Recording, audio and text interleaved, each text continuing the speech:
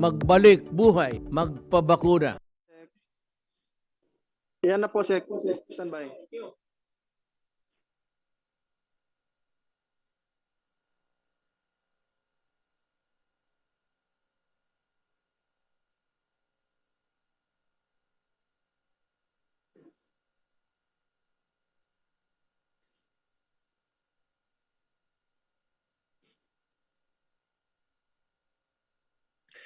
Magandang tanghali Pilipinas. Humarap po ang ating presidente kagabi para sa kanyang regular Talk to the People address.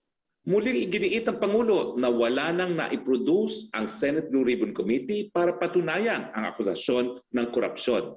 Dagdag pa ni Presidente, ang nangyayaring inquiry ay at the expense of dragging government officials and compromising government's efforts against COVID-19 sa panahon na mataas ang mga kaso at maraming namamatay at nagkakasakit.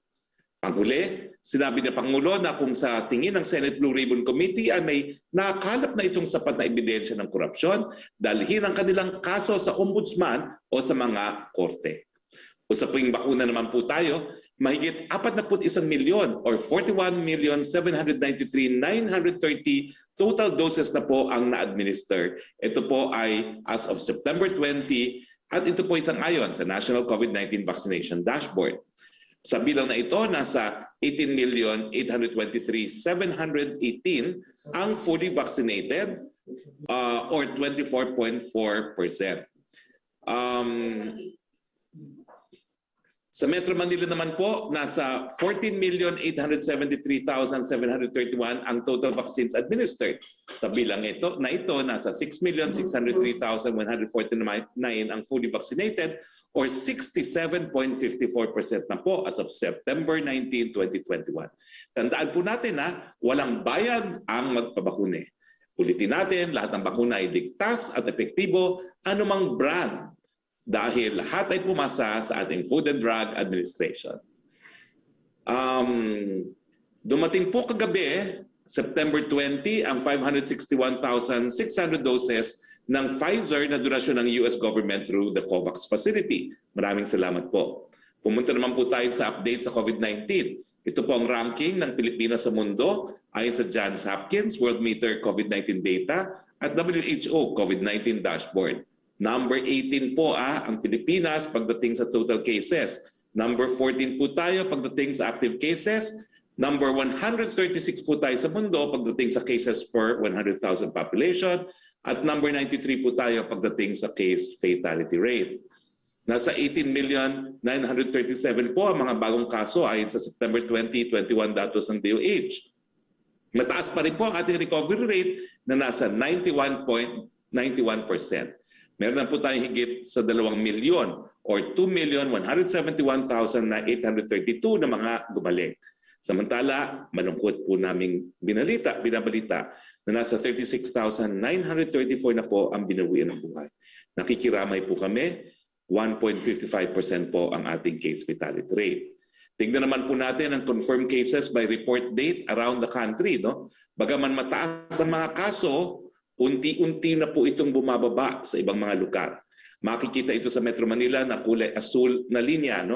Tingnan po natin yung kulay asul. Ang mga plus areas ay kulay berde. Ang Mindanao ay kulay orange. Ngunit ang rest of Luzon na kulay pula ay patuloy na tumataas.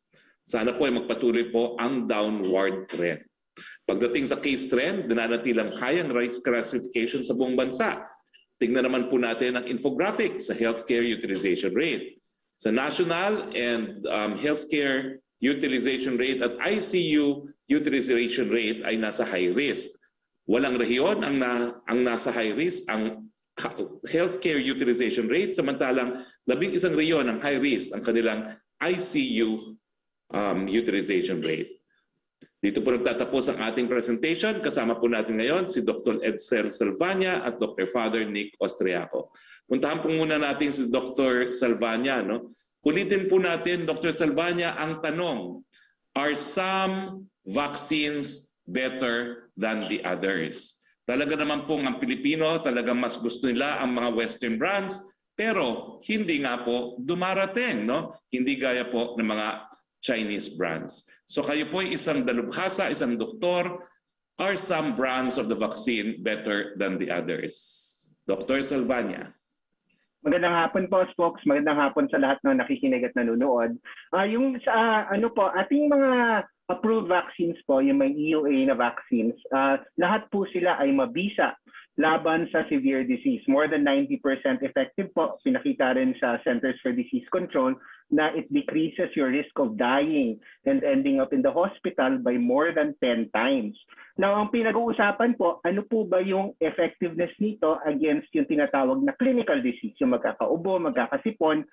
Originally, yung nakita po natin sa Sinovac sa Brazil, 50%, pero yung pala, yung variant of concern, nandoon yung gamma, yung medyo matinding variant of concern dati, kaya medyo mababa yung efficacy niya. Pero nung pinag-aralan ito sa Turkey, more than 80% po yung effectiveness niya against clinical disease.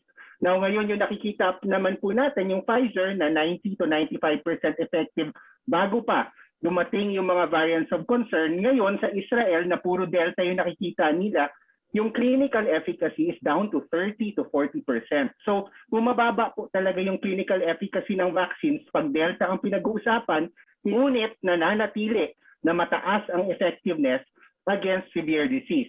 So the bottom line is po, ngayon, kaya po bumababa, dumadami po yung ating breakthrough infections ay dahil sa Delta. Hindi po dahil nag-wane yung immunity or hindi na gumagana yung vaccines, dahil po ito sa Delta. Pero nananatili po na mataas yung effectiveness ng lahat ng vaccines natin against severe disease, against hospitalization, and against death. So sa ngayon po, any vaccine is good because it will prevent you from dying. Maraming salamat, Dr. Salvania. Punta naman natin si Dr. Father Nick Austriaco. Dr. Father, malapit na pong mag-70% ang Metro Manila. What can we look forward to pag umabot na po tayo sa 70% o di naman kaya ngayong 65% na po ang bakunado sa Metro Manila? So thank you for that question, Spox. First of all, I would like to echo si Doc Edsel's point, because this weekend I was able to calculate the vaccine effectiveness in Davao, because we wanted to see the vaccine effectiveness of the vaccines in the Philippines against Delta in a Filipino context. And it's difficult to do that in the NCR because there's so much mobility between the NCR and Region 3 and Region 4. But we were able to get the data from Davao, and clinical effectiveness for all the mix. So we do not know which specific is currently at 86.5% and 97.5% against death. So it's very important to tell our kababayans that the current vaccines in the Philippines, this is from last month, so this is the August data, is still incredibly powerful at protecting Filipinos against the Delta variant. With regards to the 70%, you know, there's uncertainty because of the Delta variant, but I'm sure Doc Edsel and I will agree what we are looking for is decoupling. We are looking for a decoupling of infection and hospitalization and death. What this means is that if we see that the infections are going up, when the population immunity reaches a certain point, the hospitalizations will not go up and in fact will go down because the vaccines are protecting our kababayans. And Doc Edsel shared some data with me. There's some suggestion that this may be already starting. It's difficult in the NCR because of the mobility between Region 3 and Region 4A. So it's hard to really focus on the NCR. But we are hopeful that as we achieve 70% and hopefully 80% of total population, we will see significant effects on decoupling. Maraming salamat, Dr. Father Nick Austriaco. Pumunta na tayo sa ating open forum. Go ahead, Yusek Roque. Thank you, Secretary Roque. Good afternoon po sa inyo at sa ating mga bisita. Ang unang tanong mula kay Greg Gregorio ng TV5. An article in an online in-depth analysis website says Philippines is facing a fourth wave of COVID-19 infection and is currently the most severe as it is driven by Delta variant. May we get the reaction of Dr. Salvania and Father Austriatico on this? Go ahead, Dr. Salvania. Yes po.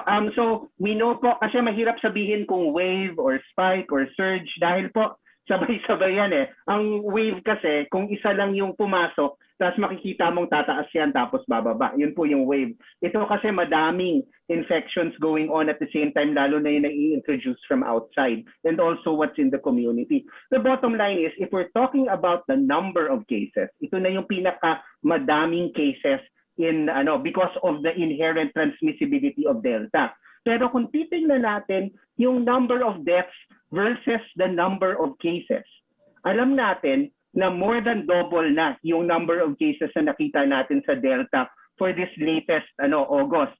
Pero dumoble rin ba yung deaths? Actually hindi. It is just slightly above yung deaths per day na nakita natin nung April.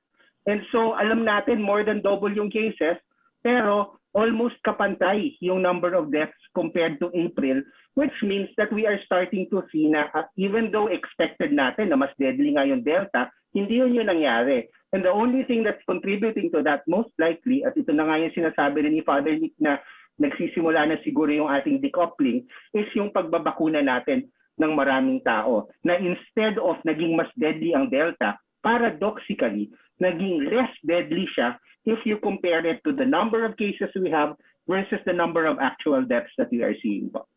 Opo. Thank you, Father Osriaco? Si Father Osriaco, please. So I too will agree with Doc Edsel's point. However, it is tragic that I know so many more people who have died in this most recent surge than in the previous waves, the previous surges that we encountered. I think one of the reasons is though the numbers are high, it's also been extended. So it's been the longest surge so far. I think Doc Edsel will agree. We are seeing a downturn in the numbers. If you look at our world in data, it's clear that the surge in the Philippines has peaked. For the last 3 days, we've had negative growth rates in the NCR, suggesting that the NCR also has peaked. But all of these are always reversible, and we have to be very careful as we move into the granular lockdown mode that we do not reverse the gains we have made in the last few weeks. Opo. I think Secretary Roque may presentation si Father Osriaco. Yes, I have. Go ahead, Father. That's okay. I think I just explained the data, so I think we'll be fine. Okay, thank you. Question from Greg Gregorio ng TV5 pa rin for Secretary Roque. How are we going to compare government's responses across these waves? Well, nandyan po yung world ranking natin. Number 18 pa rin po tayo sa pagdating sa total cases, number 14 sa active cases. Pero ang importante po, number 135 tayo sa cases per 100,000. At ang pinaka-importante, pagdating po sa mortality rate, number 95 po tayo. Dahil 1.55 po tayo, samantalang ang acceptable po ay not acceptable. Pero yung tinatawag nilang more or less average is 2.1 worldwide. So parang napakababa po kung ikukumpara natin sa worldwide trend yung ating mga namamatay. So it says po na bagamat maraming nagkakasakit, nababawasan naman po natin yung mga numero ng mga namamatay. Sana nga po walang umanaw na, pero kung ikukumpara nga po natin sa buong daigdig, mas kakaunti po ang namamatay, ibig sabihin mas magaling po mag-alaga ang ating mga frontliners. Opo. Ang susunod na tanong mula kay Rosa Licos ng UNTV, kailan tuluyang ititigil ng Pangulo ang government transaction sa Philippine Red Cross? May balak bang totohanin ng punong ehekutibo ang kanyang banta sa gitna ng pandemya? Hindi ba malaki ang naitutulong ng samahan sa pagresponde sa COVID-19? At pag may iba pang kalamidad sa Pilipinas, similar question with Sam Medinilla ng Business Mirror. Ang hinihingi po ng Presidente, pananagutan, accountability, kaya po pinapa-audit sa COA. Alam niyo po ang ICRC at saka ang mga Red Cross societies, they're bigger than any personality. Yan lang nga po ang epekto kapag ang namumuno ay nasa larangan din ng politika. Kaya nga po siguro talaga dapat pag-isipan na natin ang dapat mamuno ng isang humanitarian organization dapat po ay wala sa larangan ng politika. Opo. Thank you, Secretary Roque. Ang susunod na magtatanong via Zoom ay si Mela Lesmoras ng PTV. Go ahead, Mela. Thank you po, Yusek Roque. Hi, Secretary Roque at sa ating mga panauhin. Secretary Roque, unahin ko lang po yung ating kasalukuyang granular lockdown dito sa Metro Manila.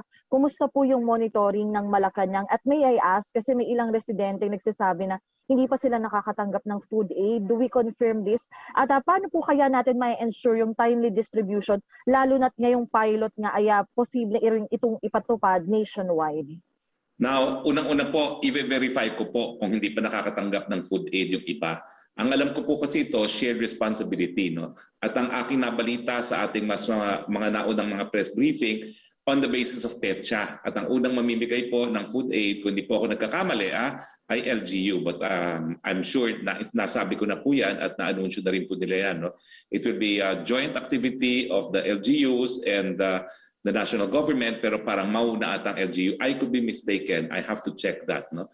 Pero beyond yung report nga po na may mga ilang area na wala pang food aid na natatanggap, wala na po tayo ibang naririnig na adverse na mga reports tungkol sa granular lockdowns. I will just emphasize po, no, ng alternatibo po na sa ating granular lockdowns ay malawakang lockdowns. Ang ginagawa po natin ngayon ay kung nasaan yung mga kaso, yun na lang po rin na lockdown natin as small an area as possible. Kaya pati nga po mga barangay, di natin na-lockdown ng isang buong barangay. No? Kung po pwede, bahay lang o kali lamang. Kasi ang nais po natin, dahil matagal ko na pong sinasabi ito, bigyan ng pagkakataon na magkapaghanap buhay ang lahat. Dahil hindi naman po pwede na palagi na lang po tayong ayuda dahil ang ayuda po talaga ay hindi magiging sapat. Opo. And for our health experts lang po, kay Dr. Salvania at kay Father Austriaco, kumusta po yung monitoring nyo dito sa bagong alert level system supplemented by strict granular lockdowns? Sa tingin nyo po ba ito na yung magiging susi para magkaroon tayo ng better Christmas both sa health aspect at sa economic side? Yeah, I can start siguro. I mean, it's only been a week, but what we've seen naman is ang reports that we're getting on the ground naman mukhang mas acceptable nga sa mga tao. Siyempre, it's always hard pag we're locked in our places. So I'm very hopeful actually na hopefully this is the way forward na we can open up at the same time. I echo rin yung sinabi ni Father Nick na huwag po tayo maging complacent kasi these gains that we're seeing now are reversible. Pwedeng umakyat na naman yan ulit kung hindi po talaga tayo mag-iingat. But I think the thrust towards granular lockdowns is really the way forward and we should try to make it work as much as possible. For me, what I will say is we're doing an experiment. And I'm an experimental biologist, and you do not know what the experiment will yield. There's nothing really comparable elsewhere in the world. So usually if there were we would be able to look at elsewhere in the world to see what they did. But this is a unique approach to the Philippines in the NCR. So we will know within the next 2 weeks whether or not we are able to sustain the gains we've had in the last few weeks. Okay. At panghuling katanungan na lang po, Secretary Roque, ano po kung kayang schedule ni Pangulong Duterte or ng IATF? May mga dapat po ba tayong aktibidad ng Presidente?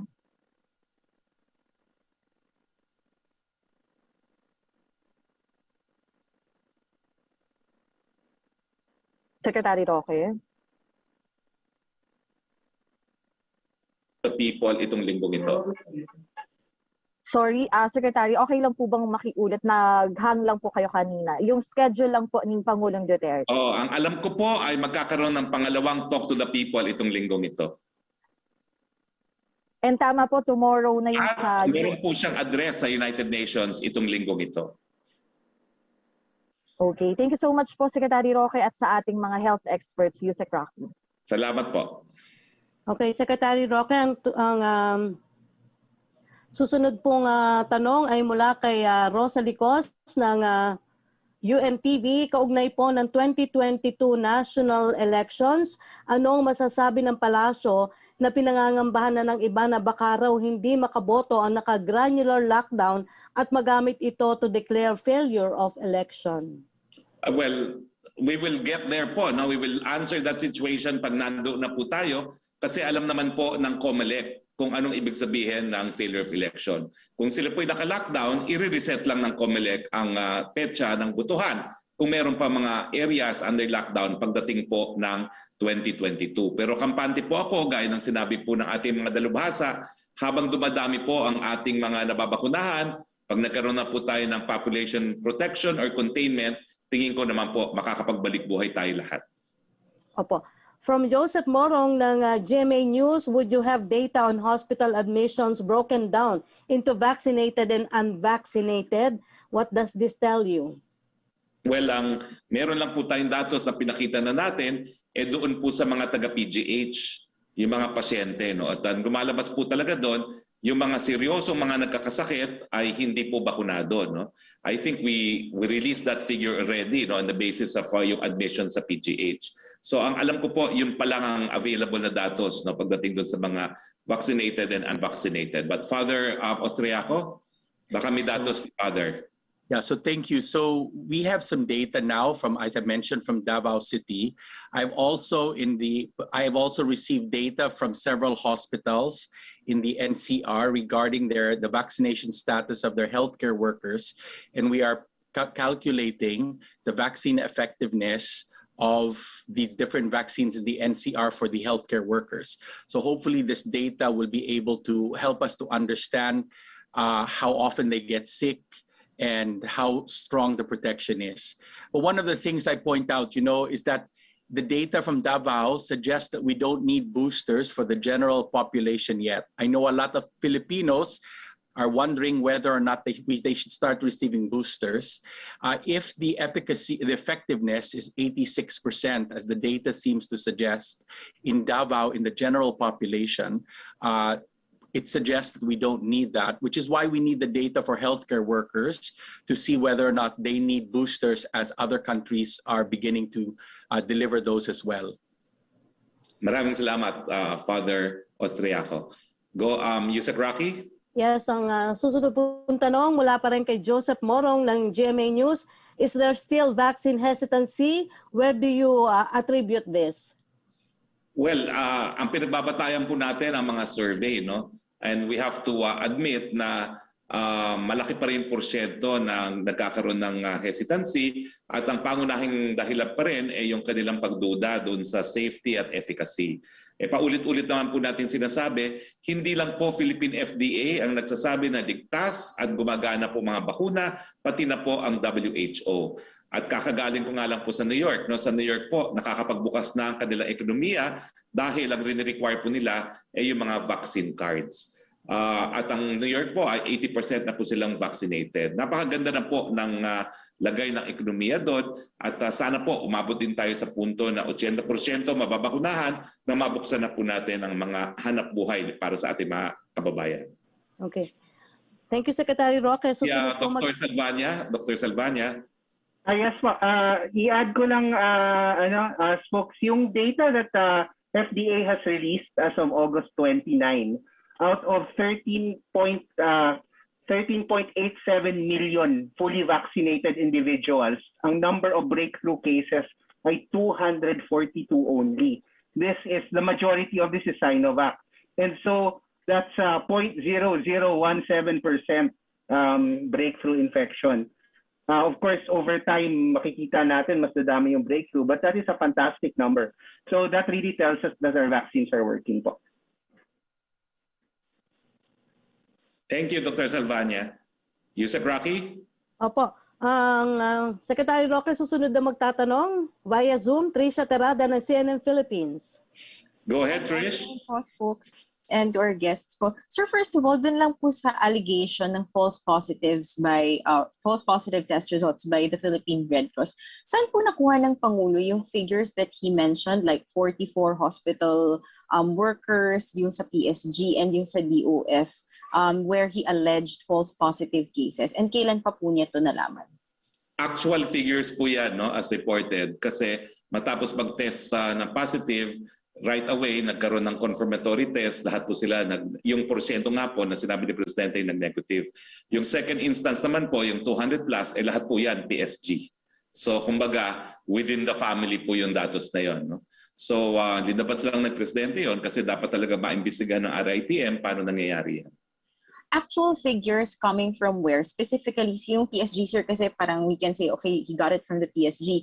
But pero yung mga unnamed healthcare workers and yung sa DOF po, saan po nanggaling? Saan nagsistem po yung mga data na yun?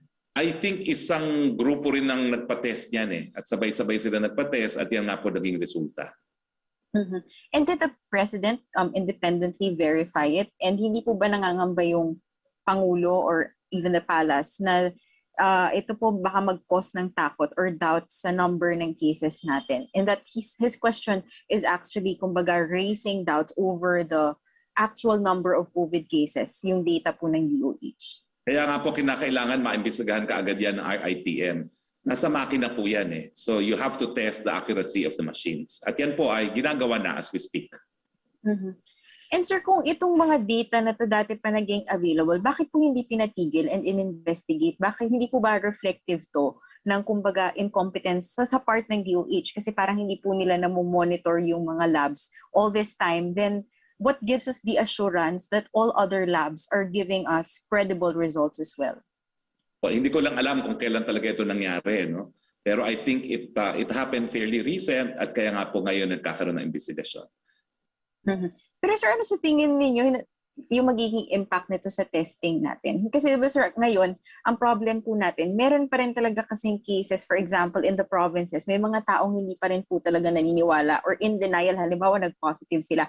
Hindi ba sir parang mas ma-feed lang yung doubt nila na kapag nag-positive sila, isipin nila, baka negative naman pala ako. So, kumbaga sir, hindi ba magugulo yung paniniwala ng tao or yung magiging response nila kapag nag-positive talaga sila? Hindi, Trish. Kaya nga pinapaimbestigahan natin para we will make sure that the tests are in fact accurate. Now we know they're not perfect, but we are taking steps to make them more accurate. Mm-hmm. Sir, ito na po yung sa kay Davao City Mayor Inday Sara Duterte. No? They informed the IATF of the low acceptability ng Sinovac and Sinopharm vaccines from China. And kumbaga, they're also urging, or at least they're asking the IATF to at least consider buying more Western vaccine brands instead of these Chinese vaccine brands para kasi doon po mas kumpiyansa yung mga tao. Well, on behalf of IATF, sino bang ayaw ng Western brand? Ang problema lang, talagang di natin nakukuha ang supply. We ordered 40 million, pero nakikita nyo naman, they come in trickles. No? Ang dumarating pa, mga COVAX supplied, no? Yung mga donated. Pero yung mga binibili natin, talagang they've been coming in trickles. Pero I guess I will also ask Father Austriaco because may data nga siya from Davao. So ang importante, Father, from the data you've seen, totoo ba ho na less effective ang Sinovac sa Davao? Just for the record. Well, we don't know the exact mix of vaccine brands in Davao. So we cannot do the calculations for Sinovac versus one of the other brands. All we can say is that the given mix, the current mix of vaccines that have been deployed in Davao are effective. And most of them are Sinovac. We just don't know exactly how much. Mm-hmm. Okay, thank you, Father. Sir, just one last bilis lang po. So, ibig sabihin ba nito, sir, the President is questioning the integrity now of, ba din sa Red Cross, sir, no? Questioning the integrity of our COVID-19 testing data reporting. And bukod sa Red Cross, sir, is the President also open to ordering the DOH to investigate or look into the processes of other laboratories? I think that's a wrong conclusion. I think the President wants our testing to be more accurate. Mm-hmm. Pero sir, ipapatest niya rin po ba yung, or papasilip niya rin po ba yung ibang laboratories? Well, I think that is the offshoot of the President's order that RITM, dahil medyo matagal-tagal na ginagamit ang mga makinang yan, no, must really go out of its way and test the accuracy, miski at a random basis, yung mga makinang ginagamit natin ngayon. Alright, thank you very much, Spokes. Maraming salamat, Trish. Balik tayo kay Yusek Roque. Yes, Secretary. Mula lang kay Joseph Morong ng GMA News, how do you address an issue na maraming gusto magpabakuna pero wala namang available, iba ang tagal magkaroon ng sked in Cavite, for example, supply seems to be a problem there. Well, maraming salamat po sa inyong pasensya, pero ngayong linggong po ito, report nga ni Secretary Galvez na pinakamaraming dumating na supply natin itong nakalipas na linggo sa ating kasaysayan, no, ng pagtatanggap ng mga bakuna. So naroriyan na po ang mas malaking bulto na ating mga bakuna. So parating na po sa inyo. At salamat po sa inyong pasensya. Opo. Tanong ni Laila Salaveria ng Inquirer at natanong na po ni Trisha Terada about Davao City Mayor Sara Duterte yung proposal sa buying more Western vaccine brands. Similar question po yan with Celerina Monte ng NHK, si Joyce Balanzo ng ABS-CBN. Ang second question po ni Laila Salaveria, what will it do about the mayor's concern that there is low acceptability of Chinese brands in Davao City? Well, nandito po si Dr. Salvania at saka si Dr. Austriaco to assure people na so far po ang datos ay nagpapakita gumagana po ang lahat ng ginagapin nating mga bakuna. Opo. Tanong naman mula kay Salarina Monte ng NHK, there's a likelihood that other LGUs may also request the same. If so, what will happen to Sinovac vaccines considering that the government has already ordered bulk of Philippine vaccines from Sinovac? I will ask our experts to respond, pero ulitin ko lang po yung sinabi ko. Lahat po tayo may preference. Pero gustuhin man natin ang mga Western brands, hindi po talaga dumarating. And the Philippines is not alone. Kaya nga po dun sa kampanya ko sa International Law Commission, ang sinasabi ko dapat may tratado na kikilalanin ng mga bansa sa buong daigdig, yung vaccine equality, no? Na dapat lahat magkaroon ng bakuna. Pero hindi pa po yan nangyayari. So sa ngayon po, lahat po ng pag-aaral ay nagpapakita na pati po ang Sinovac, ang mga Chinese vaccines, ay epektibo po laban sa seryosong pagkakasakit at laban po sa kamatayan na dulot ng COVID-19. But siguro po, to address these points, let the experts talk. Alam ko po, nakapagsalita na sila, pero mas importante pong marinig ng taong bayan galing sa mga dalubhasa ang kasagutan dito. Go ahead, Dr. Salvania. Thank you po, Spokes. Unang-una, ang Sinovac at Sinopharm po ay merong WHO emergency use listing. Ibig sabihin po nun, nakita na ng WHO na mabisa at effective itong mabisa at ligtas ng mga vaccines na ito. Pangalawa po, we've given more than 18 million doses of Sinovac in the Philippines. And nakita naman natin yung data na pinakita na sinabi ni Father Nick na 86% or more. And so more than half of those will be Sinovac. And finally, yung sa 242 breakthrough infections out of 13.7 million fully vaccinated individuals, those numbers, like I said, are fantastic. I have no doubt that Sinovac, Sinopharm, Pfizer, Moderna, all these vaccines continue to protect against severe disease. And wag po tayong mabahala. Mas importante po na maprotektahan natin against severe disease ang ating mga kababayan kesa yung maghihintay tayo tapos tamaan na tayo ng COVID, pwede pa tayong mamatay. So it's very, very important that we take what vaccine is offered so that we get protection as soon as possible. Otherwise, we put our lives at risk and we will prolong this pandemic po. And Father Dr. Niconar Astrioco, at the risk of paulit-ulit, pero kinakailangan po paalalahanin uli ang ating mga kababayan. Any vaccine is better than no vaccine. And all the vaccines will protect you and protect us from severe disease and from death.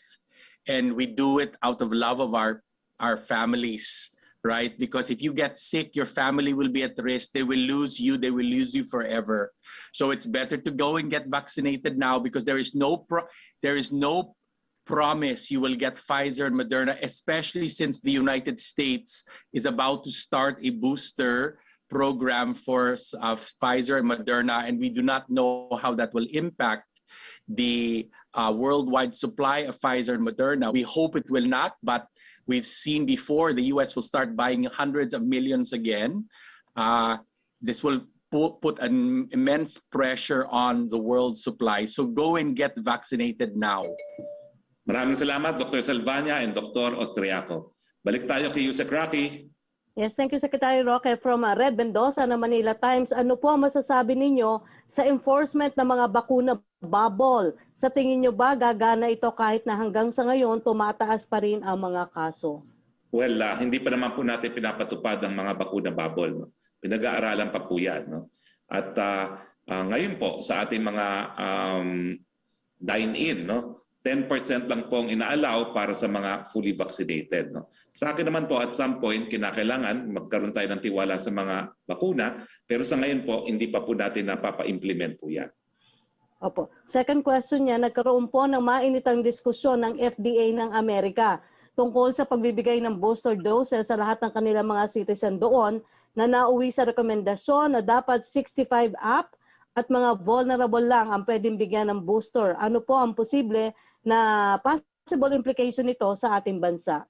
Well, napakahirap naman na baliwalain ang naging finding ng US FDA kasi ito po yung kinikilalang FDA na napakataas ng kanilang standards. At kung kanilang desisyon ay hindi magbigay ng booster sa lahat, no? Kung hindi doon sa mga sa A2 population natin at saka A3 population, so be it. So I don't know if our experts would like to add, Dr. Silvania, Dr. Astriaco. Yeah, ang add ko lang kasi unang-una, wala pa naman tayo sa 6 months dito sa Pilipinas eh. Actually, ako number 2 akong nakakuha and Sinovac. So, itong mga breakthroughs na nakikita natin, this is not waning vaccine. Ang nangyayari dito is Delta. Yung Delta talaga ang nagbe-breakthrough dahil Delta siya. Nakita rin naman natin kahit sa Israel, 30 to 40% na lang yung efficacy ng breakthrough sa Delta. Although yun nga, tuloy yung protection against severe disease. So sa ngayon, hindi pa ako kumbinsido na a booster using the old vaccines will work kasi you make the same old antibodies, hindi sila masyadong maganda gumana sa Delta. Bagamat may ginagawa na ngayon na clinical trials sa reformulated vaccines specific to the variants of concern, kasama po yung Delta, and I think those might be more appropriate later on. Pero as for booster ngayon, ang ginagawa kasi ng FDA, yung third dose na yon, hindi po tinuturing yun na booster. Actually, third dose po yun kasi sa mga mas matatanda, sa mga immunocompromised, yung first 2 doses might not take. And so a third dose might help them get fully vaccinated. Pero dun sa general population, mukhang for now, 2 doses is enough. At kung magkaka-booster man tayo later on, I would rather get a new and improved reformulated vaccine na kasama na yung Delta sa titirahin niya. Dahil kung mag-boost tayo nitong old type vaccine, I don't know how much more it will add sa clinical efficacy, and mataas na rin yung protection against severe disease. So hindi na yun makaka-add rin ng masyado. Mas importante gamitin natin tong old vaccines na to vaccinate people who have not yet been vaccinated dahil mas malaki po talaga yung benefit doon. Dr. Astriaco? I agree. At this point, it's so important to build up population immunity in the Philippines. And the population immunity will also indirectly benefit those who are immunocompromised and who might have weakened immune systems because it prevents the virus from getting to them. And so at this point, I mean, here in the United States, the FDA expert panel spoke up against the president of the United States because President Biden wanted to extend this to the general population, but the expert panel said that there is no evidence, secure evidence to support this beyond senior citizens and those who are at risk for severe disease. And the question now is whether or not this includes healthcare workers who are at risk simply because they are exposed to high viral loads of Delta. Thank you very much, Dr. Silvania and Dr. Austriaco. Back to you, Sec. Roque, please. Opo, yung third question po niya, consistent ang less than 3% ng moderate, severe, and critical cases kahit pumapalo ang kaso natin ng 20,000 plus. Do you think may epekto na ba ang mga bakuna?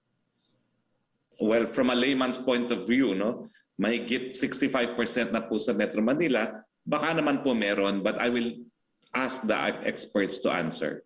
Dr. Silvania? Yes, folks. Actually, we've been looking at this. Siguro mga 3-4 weeks ago, ang proportion natin ng severe plus critical was about 2.8%. Nowadays, it's anywhere from 1.5 to 2.1%.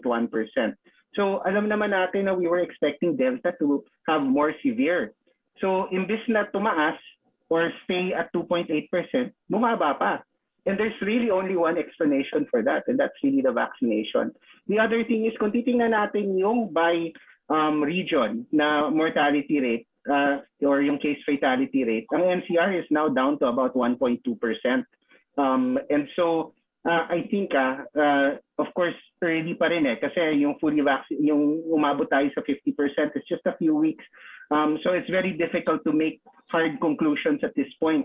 But from what we expected versus what's actually happening, even yung projected cases for Delta by September 30 was at conservative 150,000 active cases in Metro Manila. Nasa September 21 na tayo, we're at about 50,000 cases na active. So that's almost 100,000, that's more than 100,000 below expectations.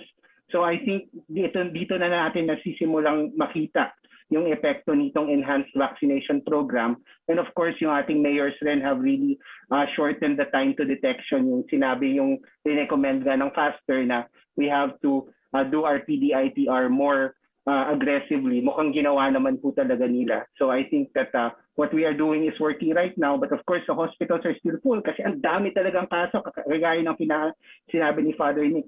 As this goes down, we really have to reinforce our healthcare system and at the same time, continue our vaccination program po. Thank you, Dr. Silvania. Dr. Esriaco? I'm still waiting for the data.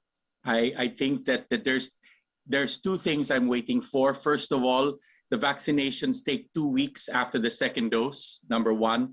And then the severe cases and death is always 2 to 3 to 4 weeks after infection. So there's still significant lag. So I'm still waiting for data to decide exactly what is happening. Thank you, Dr. Esriaco. Back to you, Sec. Roque. Yes, Secretary. From Samuel Danilla ng Business Mirror, may update na kaya sa response ng COA sa appeal ni President Duterte to audit Philippine Red Cross? No response yet as far as I know. From Lay Alvis ng GMA News, following Pfizer's announcement that their vaccine also works for children 5 to 11 years old, do you think the Philippines should also start vaccinating children? For Dr. Salvania and Father Austriaco. Yeah, I think at this point, it's important to stick to our prioritization program kasi alam naman natin ang A1, A2, A3 are at the highest risk for dying, followed by yung population na 20 to 59 years old na alam naman natin ang baseline risk of dying from COVID can be as high as 1%. At kung i-vaccinate natin, it goes down to 0.1%. Yung children 20 years old and below kasi, yung baseline risk nila of dying is about 0.1%.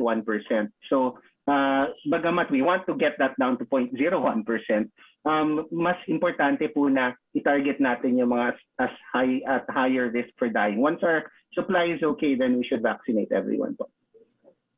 Father Austriaco?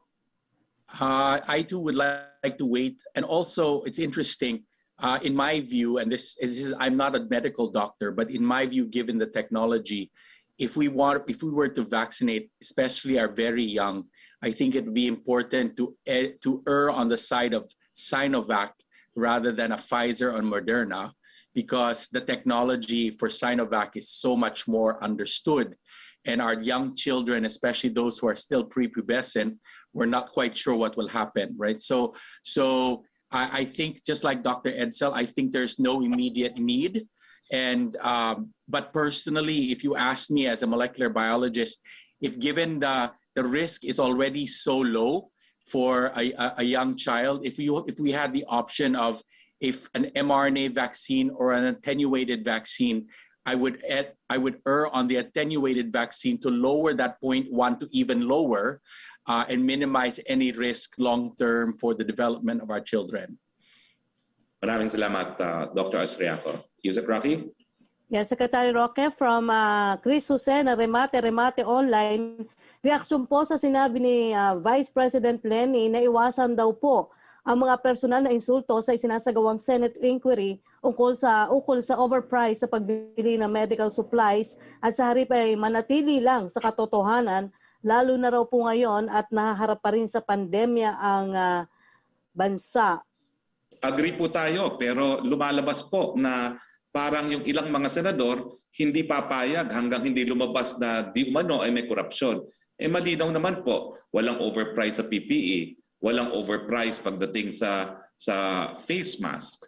sumunod po sa proseso kasi ang Bayanihan 1 sinabi hindi na kinakailangan sumunod doon sa 9184. So hindi ko po alam kung ano pang gustong makuha ng mga senador dyan sa pagdinig na yan. No? Pero kung ikukumpira po natin doon sa pagdinig sa Kamara de Representante na hinahayaang sumagot ang mga testigo at mga resource persons, lumalabas po talaga wala pong irregular doon sa mga biniling mga PPEs, face shields. At saka siyempre po, nandyan yung testimonya mismo ng chairman ng COA. So sa tingin ko po, kung sinabi na ng COA na walang overpricing, hindi ko po alam kung bakit pa nagpapatulog. Kung hindi, politika na lang talaga ang dahilan. Opo. Second question po niya, hindi man po niya pinangalanan ng Pangulo ang Pangulo, pero batid naman po ng lahat na madalas na pong pinapatutsadahan ni Pangulong Duterte si Senator Gordon gaya ng pagiging mataba nito, pinuna rin ng Pangulo ang hairdo po ng senador. Hindi ko po alam kung anong tanong. Okay. Wala pong tanong. Okay. Mula po kay Kylie Atienza ng Business World, the Makati Business Club is urging the government to improve its virus containment efforts as the economy reopens. Ano po ang mga paghahanda ng gobyerno to prevent a potential virus contagion? Are we prepared enough for the reopening of the economy? Well, unang-unang po, nagpapilot nga po tayo ng combination ng granular lockdown na napaka-stricto nang po pwedeng lumabas lang effectively ay ang mga health workers at mga OFWs at saka combined with yung alert systems. So ito po ay ginagawa natin dahil naintindihan po natin na kinakailangan magkaroon na ng hanap buhay ang nakakarami sa atin. So hinihingi ko po ang kooperasyon ng lahat dahil kung ito po ay maging tagumpay, napakalaki po ng porsyentong po pwede na makapaghanap buhay. At importante po yan na makapagbalik buhay tayo. Okay, thank you Secretary Roque. Maraming salamat. Yusek Roque, maraming salamat. Dr. Salvania and Father Dr. Austriaco, maraming salamat sa lahat ng ating mga naging kasama dito ngayon sa Malacanang Press Corps. Sa ngalan po ng inyong Presidente, ito po ang inyong spokes, Harry Roque, nagsasabi, Pilipinas, may katapusan po ang lahat. Kung tayo po'y umabot na sa 65% na nabakunahan sa Metro Manila, malapit na po ang ating inaasam na containment at pagbalik buhay para sa lahat. Magandang hapon po, Pilipinas.